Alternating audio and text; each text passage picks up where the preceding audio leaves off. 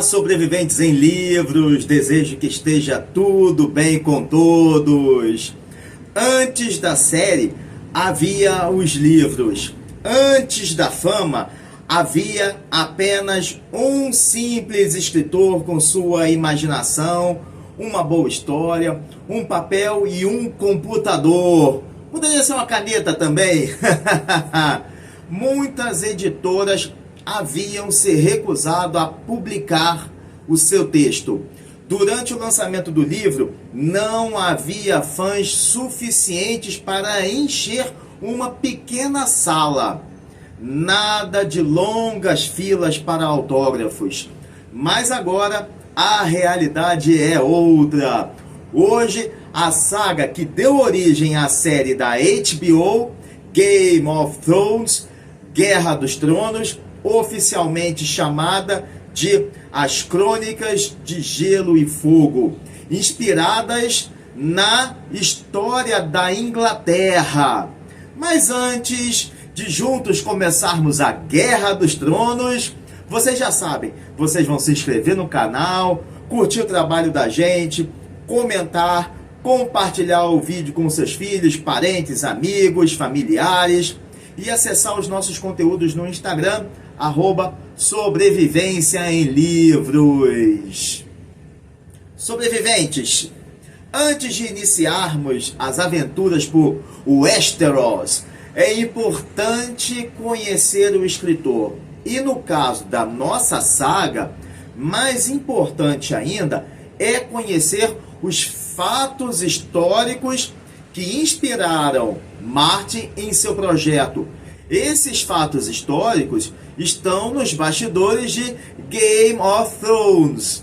George R.R. Martin nasceu George Raymond Richard Martin em Bayonne, no estado de Nova Jersey, a 15 quilômetros de Nova York, no dia 20 de setembro de 1948. Ele tem 75 anos e é o roteirista e escritor de ficção científica, terror e fantasia, mais conhecido por escrever a série de livros de fantasia épica As Crônicas de Gelo e Fogo. Ele foi chamado pela revista Time de o Tolkien americano. Martin reconheceu que se inspirou e aproveitou de partes da verdadeira história da Guerra das Rosas e o romance de Sir Walter Scott, Ivanhoe ou Ivanhoe, que tem um vídeo aqui no canal sobre este livro, para criar e desenvolver as tramas de Guerra dos Tronos. Do mesmo modo que o Westeros se assemelha em muito à Inglaterra. A Guerra das Rosas foi cheia de reis insanos, reis crianças e reis aprisionados, famílias hostis, sucessões questionadas e monarcas que executavam os próprios irmãos. Nobres foram exilados, teve a guerra contra a França, inimigos ferrenhos unidos contra um inimigo em comum. A história da Guerra das Rosas é tão cheia de dramaticidade que às vezes parece ficção, tanto que George R.R. Martin citou o conflito como inspiração principal para escrever a sua obra-prima. A Guerra das Rosas, que também é chamada de Guerra das Duas Rosas, foi uma série de lutas dinásticas pelo trono da Inglaterra, ocorridas ao longo de 30 anos, entre 1455 e 1485, de forma intermitente. Não teve um só momento em que houve uma pausa. Durante os reinados de Henrique VI, Eduardo IV e Ricardo III. Observaram? 3 reis durante as batalhas. Em campos opostos estavam as casas de York e Lancaster, no inglês antigo, hoje Lancaster. Ambas são originárias da dinastia Plantageneta e descendentes de Eduardo III, rei da Inglaterra, entre 1327 e 1377. Se abrirmos um parêntese e fizermos uma análise aqui, todos eles são parentes entre si, vejam bem. Esse conflito foi resultado dos problemas sociais e financeiros decorrentes da Guerra dos 100 Anos contra a França, combinados também com o reinado considerado fraco de Henrique VI, que perdeu muitas das terras francesas conquistadas por seu pai, o rei Henrique V da Inglaterra, e foi severamente questionado pela nobreza. Seu final ocorreu quando um candidato, Lancaster, relativamente muito distante, Henrique Tudor, vejam bem, Henrique Tudor, derrotou o último rei de York, Ricardo III, e assumiu o trono, casando-se com Isabel de York, filha de Eduardo IV e sobrinha do próprio rei Ricardo III, para assim unir as duas casas. O nome do conflito deve-se aos símbolos das duas dinastias, a rosa branca da casa de York e a rosa vermelha da casa de Lancaster, embora a última tenha sido adotada apenas um pouco mais tarde. Essa denominação passou a ser usada anos depois, diria até séculos depois, bem depois da guerra, pelos historiadores. Esta série de conflitos, guerras civis, se iniciou com a disputa da aristocracia pelo controle do Conselho Real, por causa da menoridade de Henrique VI. Havia uma grande rivalidade entre os dois aspirantes ao trono. Edmundo Beaufort, segundo duque de Somerset, que viveu entre 1406 e 1455, da casa de Lancaster, e Ricardo, o terceiro duque de York, da casa de York. O segundo pôs em causa o direito ao trono de Henrique VI de Lancaster, um homem que era frio, mas fraco, sujeito a fases de insanidade de tempos em tempos. Henrique VI, quando assumiu o trono em 1442, ele tinha o apoio dos Beaufort e do Duque de Suffolk, aliados da casa de York. Os tempos eram de enormes dificuldades para a casa de Lancaster se permanecer no poder, fortemente abalada pela demência do rei e pelas derrotas militares sucessivas do exército inglês na França durante a última fase da Guerra dos 100 Anos. O que acontece? O Duque Ricardo de York, pretendente ao trono, esperou muitos anos que Henrique VI, vítima de problemas mentais, morresse.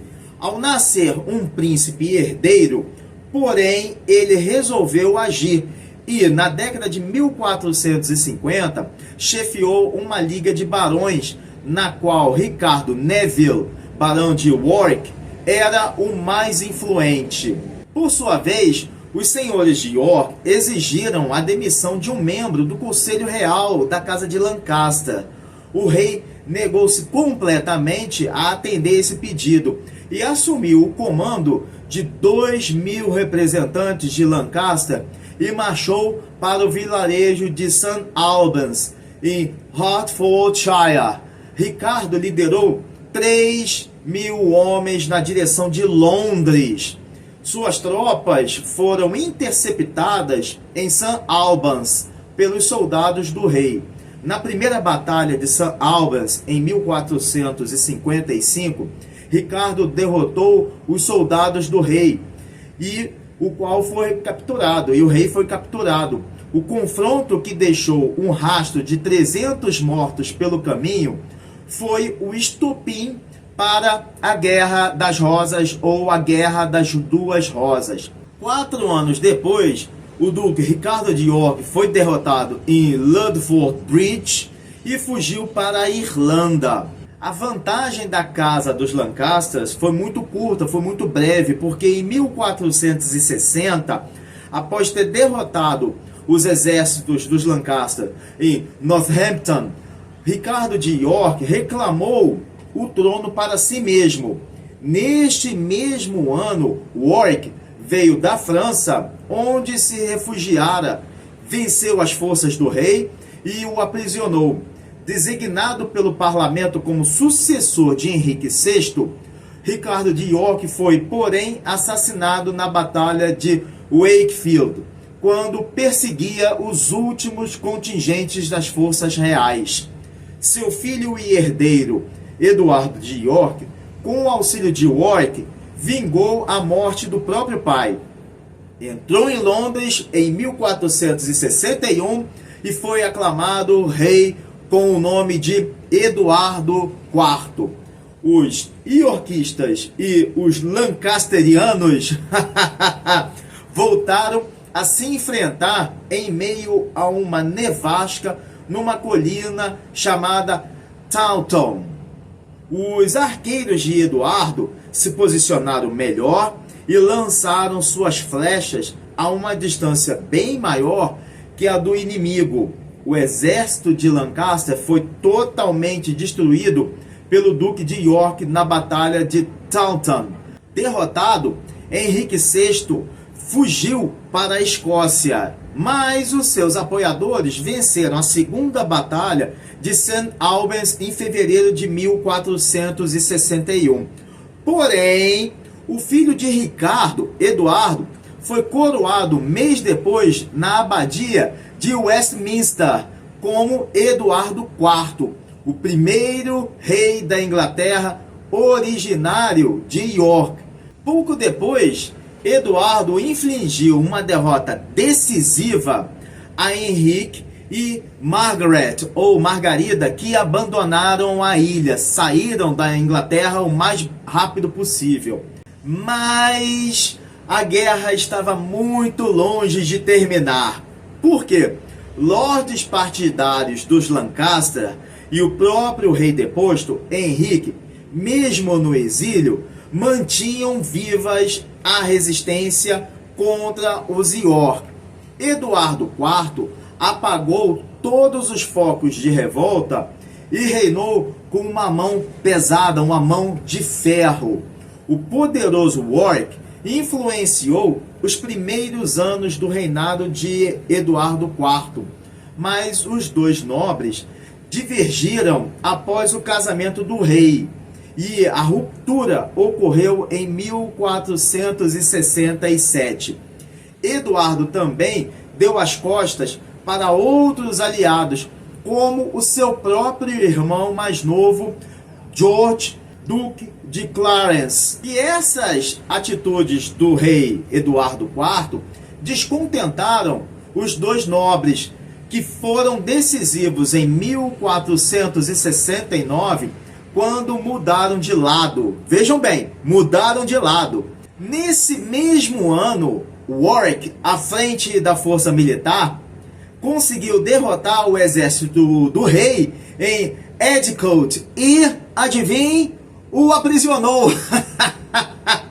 A manobra, no entanto, falhou e Warwick refugiou-se na França, onde se reconciliou com Margarida, ou Margaret de Anjou, esposa do rei Henrique VI. O Warwick voltou à Inglaterra em setembro de 1470. Conseguiu depor Eduardo IV, ou seja, retirou Eduardo IV, que fugiu para os Países Baixos, Holanda. E Henrique VI reassumiu o trono para si. O poder era efetivamente exercido, no entanto, por Ricardo Neville, que agora era o conde de Warwick. E vejam bem agora, prestem muita atenção, pouco depois, Eduardo IV, que agora era apoiado pelo seu irmão, que eu já falei, o Duque de Clarence, voltou à Inglaterra e venceu a Batalha de Barnet em abril de 1471, na qual Warwick morreu. Eduardo recuperou o trono. Grande parte dos líderes de Lancaster, os remanescentes, foi totalmente morta em Tewkesbury, em maio de 1471. Henrique foi novamente capturado e enclausurado na torre. Para evitar futuros aborrecimentos, Eduardo o que fez? Mandou matar o rei, seu filho. Eu tô a rir, mas realmente tem tudo a ver. Parece ficção, não? Com isso, a guerra sofreu uma parada brusca até a morte de Eduardo IV em 1483. Ele deixou 2 filhos. O mais velho, de 12 anos, Eduardo V, seria o seu sucessor. Mas ele e seus apoiadores foram afastados pelo próprio tio do jovem rei, Ricardo, que era o Duque de Gloucester. Poucos meses se passaram e o rei e seu irmão mais novo foram levados para a Torre de Londres, a famosa Torre de Londres, e desapareceram. Rumores dizem que haviam sido assassinados pelo próprio tio, que, adivinhe mais uma vez, herdou o trono com o título de Rei Ricardo III. É uma guerra de tronos, essa guerra das rosas, né? Nessa altura, a casa dos Lancaster apoiou as pretensões ao trono de Henrique Tudor, senhor de Richmond, e mais tarde Henrique VII, que fugira ainda adolescente para a Bretanha. As disputas terminaram em 1485, quando Henrique, voltando da França, desembarcou na Inglaterra com nada mais, nada menos do que 5.000 homens e marchou para retirar a pé de cabra o rei do trono. Os dois se encontraram em Bosworth. O exército dos York tinha 10.000 soldados, o dobro da armada adversária. Ricardo III foi morto no campo de batalha.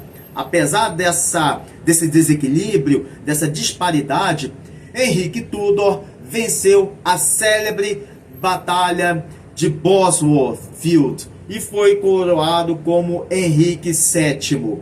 Nos primeiros anos do seu reinado, Henrique VII eliminou todos os seus adversários, todos eles, com a intenção de unir as duas dinastias rivais e fortalecer a sua posição. Henrique VII, inteligentemente, astutamente, sabiamente, o que ele fez? Se casou com a filha mais velha de Eduardo IV, Isabel de York. Assim, em 1485, a derrota e a consequente morte de Ricardo III abriram caminho para a paz e a prosperidade imperarem, reinarem na Inglaterra sob a coroa Tudor, e deu fim a mais de 30 anos de guerra civil cruel, violenta e sangrenta naquela ilha. Com as conspirações, revoltas, homicídios, traições, batalhas encarniçadas e intrigas dos membros da corte, a Guerra das Rosas dilacerou a Inglaterra no século XV. Desde Henrique VI, o Rei Louco, capturado no campo de batalha, ao misterioso sumiço dos príncipes da Torre de Londres, e a verdade por trás da deformidade de Ricardo III, a Guerra das Rosas é um relato nítido e muito ilustrativo dos últimos reis da Inglaterra medieval. As guerras enfraqueceram o poder da nobreza e, após o convite ao trono de Lambert Simnel em 1487, não houve sérias contestações à dinastia Tudor, criada por Henrique VII. E é muito interessante que a Guerra das Rosas sempre foi uma ferida aberta na Inglaterra, tanto que durante a Revolução Industrial, duas cidades do norte da Inglaterra, Manchester, apoiou os Lancaster, e Leeds, que estava no condado de York, evidentemente apoiou os York, a casa de York. E no final do século XIX, essa rivalidade também entrou em campo, isso mesmo, no futebol. Tanto que Manchester, que é vermelho, cor da casa dos Lancaster, é um clube rival de Leeds, que é o apoiador da casa de York e usa o branco e o amarelo correspondentes às cores oficiais da casa dinástica. É uma longa história, e essa é a história de fatos que inspiraram George, o escritor de Game of Thrones, a escrever sua obra máxima. Então, sendo assim, não surpreende que a história de uma verdadeira Guerra dos Tronos, tão cheia de dramaticidade, inspirasse a fantasia de A Song of Ice and Fire, Crônicas de Gelo e Fogo. Então, sabendo dessa história real, vamos imaginar, vamos dar asas à nossa imaginação. Vamos lá. Ano 2008, em alguma livraria de alguma cidade de algum país. Um leitor indeciso busca entre gôndolas e estantes algum livro que lhe chame a atenção. Dramas e poemas não lhe atendem seu estado de espírito nessa fase da sua vida. Terror e suspense não serão dessa vez. Nada de autoajuda ou espiritualidade, pois nunca se sentiram tão equilibrado mentalmente e em paz como agora.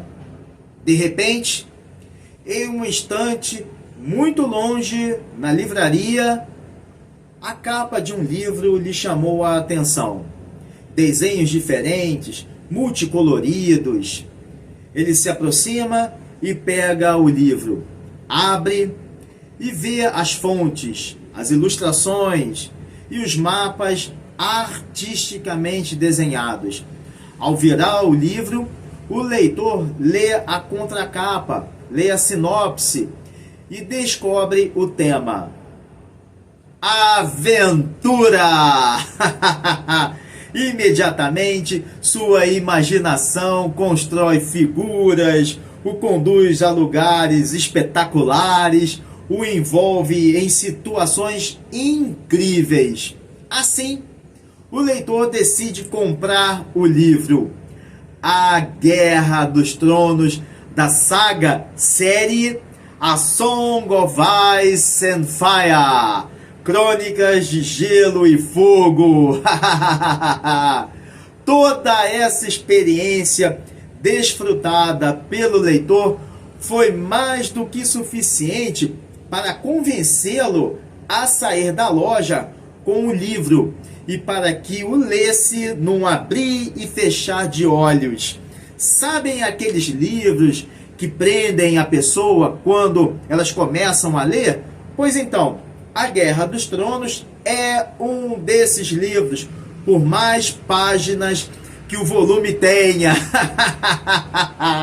Nos meses seguintes, a leitura foi freneticamente percorrida por cada um dos livros.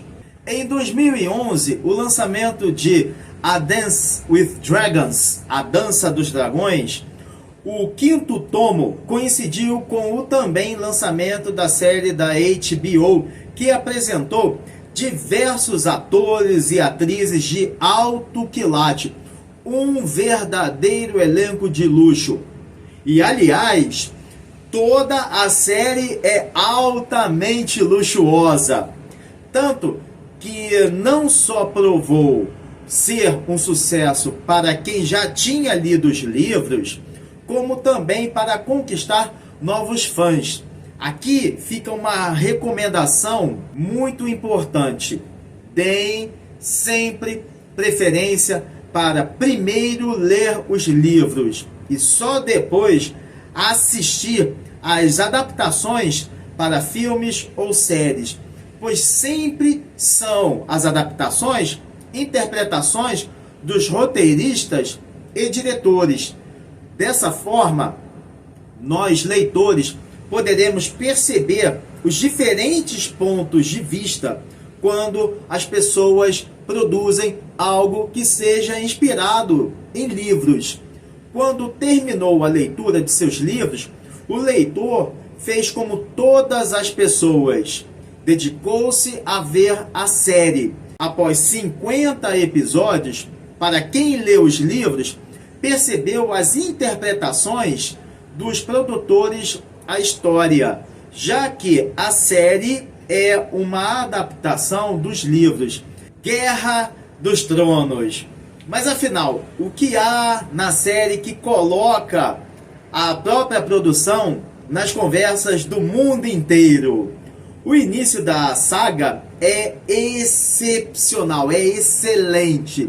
Logo nos primeiros capítulos do livro A Game of Thrones, A Guerra dos Tronos, de 1996, lemos que a família Stark, responsáveis pelo governo de Winterfell, no vasto território do norte de Westeros, se preparam para receber a visita do rei Robert Baratheon, que pretende convidar Lord Eddard Stark para ser mão do rei, um importante cargo político, como se fosse uma espécie de conselheiro real na capital do reino. E por quê? Porque o mão do rei anterior havia morrido por causas estranhas. Sempre façam um paralelo com a Guerra das Rosas, o fato histórico da Inglaterra. E em meio ao dilema de aceitar ou não o convite, Lord Eddard diz sim ao rei sobre o cargo, no exato momento em que uma carta anônima chega a Winterfell, revelando que o mão do rei havia sido assassinado por envenenamento. E todos nós sabemos que, normalmente, venenos são armas letais utilizadas pelas mulheres. Logo, a família da rainha, os Lannister, abrindo parênteses, repare que parece com Lancaster. A família da rainha, os Lannister, são os mais poderosos do reino. Mesmo sabendo sobre todos os perigos que ele corre, Lord Eddard, um verdadeiro homem honrado, mantém a sua palavra, mesmo contrariando a esposa, e viaja para a capital com sua esposa e os filhos. Quando chegou no palácio, Lord Eddard começa então a investigar os Lannister e se dá conta do Game of Thrones que está prestes a se iniciar. E não demora para as personagens serem atiradas numa teia repleta de conspirações, segredos e jogos pelo poder e de poder também, que culminam já no primeiro livro, em seu final, num momento dramático jamais imaginado pelos leitores e que catapulta para uma incrível guerra sangrenta. O livro também nos apresenta o outro lado do Mar Estreito, as Cidades Livres, a história de Daenerys Targaryen e de seu irmão Viserys. São dois jovens nobres que reivindicam o trono de ferro de Westeros. Muitos anos antes, quando Daenerys nem havia nascido, seu pai ocupava o arrepiante trono. Isso mesmo, o pai dela era o rei. Mas, apresentando sinais de loucura, o então rei sofreu um golpe por meio de uma rebelião provocada por Robert Baratheon, que se autoproclamou o novo rei e obrigou os Targaryen sobreviventes a fugir. Por isso, Daenerys deseja recuperar o trono de seu pai para si própria. Após um casamento arranjado com o líder de uma tribo nômade, o grande Khal, Daenerys, que passa então a ser chamada de Khaleesi, forma um exército com milhões de homens para seu irmão Viserys. O final do livro narra Daenerys com os seus presentes de casamento. Vocês sabem? 3 ovos de dragões que ela tenta chocar. Já que quem tem dragões consegue fazer tudo o que deseja, não é verdade? Os 2 livros seguintes, A Clash of Kings, A Fúria dos Reis, de 1998, e A Storm of Swords, A Tormenta de Espadas, de 2000, nos provam que o número de homens de um exército ou o fato de se ter ou não dragões não bastam para vencer uma guerra. E se vocês se lembrarem da Guerra das Rosas, há um exército menor que consegue vencer o exército maior. Sobreviventes, o caminho mais honrado nunca é o caminho que garante uma coroa a todo custo em nossas cabeças. O mais importante é saber jogar o jogo dos tronos, elaborar estratégias, pensar a longo prazo. E esse é também o jogo da vida. Elaborar as nossas estratégias na condução da nossa vida. Também é preciso seguir tanto as intuições quanto o próprio coração, em vez de obstinadamente honrar compromissos. E vocês podem estranhar quando eu falo isso. Nós devemos sempre honrar os nossos compromissos, garantir a nossa palavra, que vale muito mais do que ouro, muito mais do que o que está propriamente escrito, que pode ser rasgado. Mas tem pessoas que nem sempre honram os seus compromissos. Então precisamos honrar os nossos compromissos, mas também ficarmos atentos, porque devemos pensar que os outros poderão não honrar, porque para muitas pessoas, suas próprias palavras são iguais ao seu próprio caráter, não valem nada. E o vacilo é um luxo ao qual não se pode dar nem uma vez sequer. Nem uma vez sequer, se a gente tem uma coroa na cabeça. E principalmente se a gente não tem a menor intenção de perdê-la. Mas vamos voltar aqui à nossa conversa. Em A Tormenta das Espadas, atingimos o clímax máximo da saga, a Guerra dos 5 Reis, que ocorre no final do livro número 1. Narra a queda de quase todos os reis que deram nome ao conflito. e os reis sobreviventes ainda lutam para garantir o seu lugar e a sua importância no reino. O escritor George Martin nos prova também que, para fazer sentido em sua história, ele não tem medo e nem receio de descontentar os leitores ao matar personagens que são absolutamente carismáticas e que são principalmente aquelas das quais mais gostamos. Os leitores que esperavam ações, mortes e imagens de cenas trágicas e chocantes ficam muito desiludidos com a queda do ritmo nos livros 4, A Feast for Crows, O Festim dos Corvos, de 2005, e o quinto livro, A Dance with Dragons, A Dança dos Dragões, de 2011. E isso acontece porque esses livros são marcados por uma narrativa muito mais lenta que descreve mais estabelecimentos de laços diplomáticos do que propriamente cenas de ação, pois as personagens estão se preparando para uma grande guinada que acontecerá no livro The Winds of Winter, Os Ventos do Inverno, que ainda não foi publicado.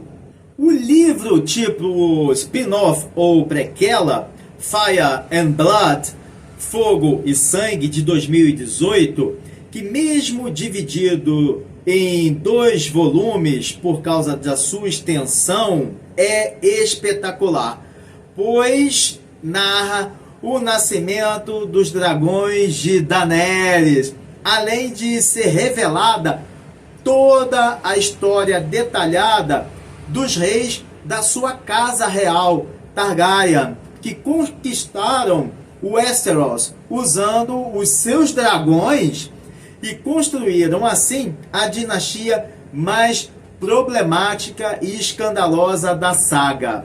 Ao mesmo tempo em que escreveu Fire and Blood, George R.R. Martin também escreveu alguns outros contos complementares que foram publicados em algumas antologias. Em cada um desses textos, o foco é a dinastia Targaryen. Então, para os leitores que já leram a saga completa e sentem saudades de Westeros, existem alguns textos que ajudarão a preencher esse vazio existencial que os livros deixaram.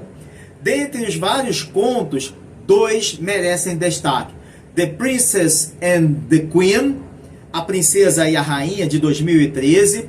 Esse conto apresenta uma documentação da infame guerra que provocou a morte de inúmeros dragões, e ela é popularmente conhecida como A Dança dos Dragões.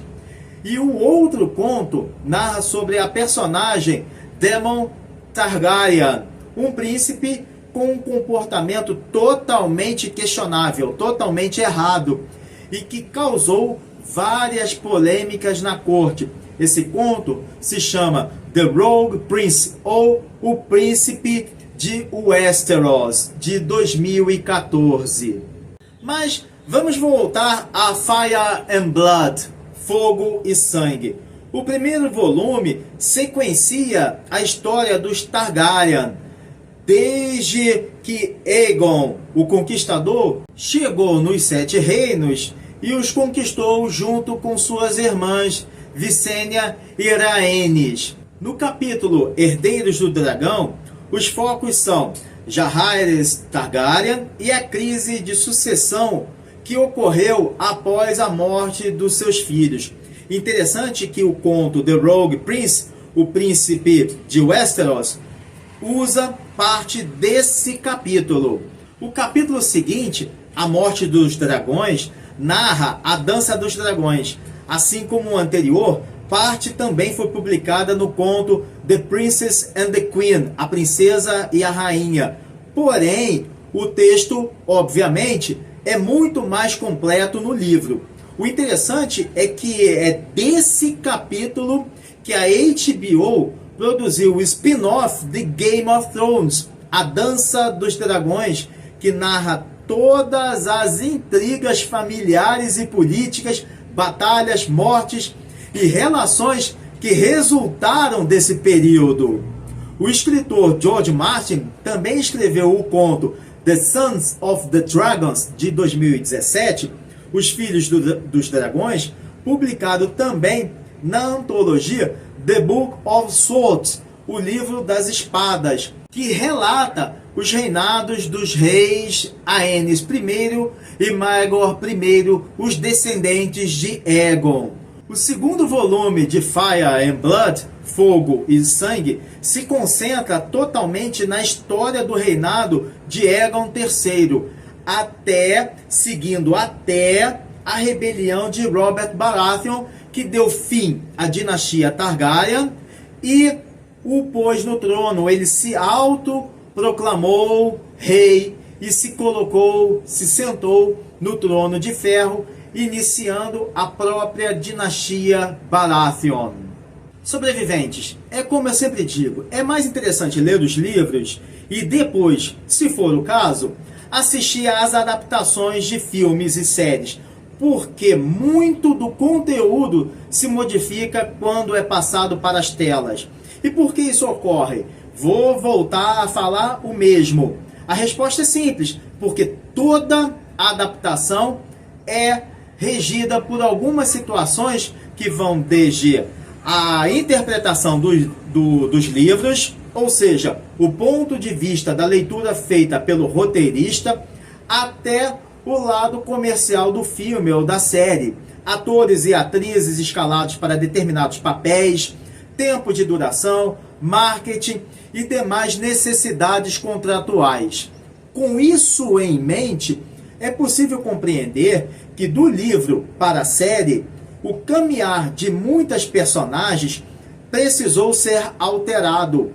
E também por isso, muitos leitores preferem ler o livro e deixar de ver a série, se é que alguma vez assistiram algum episódio da série.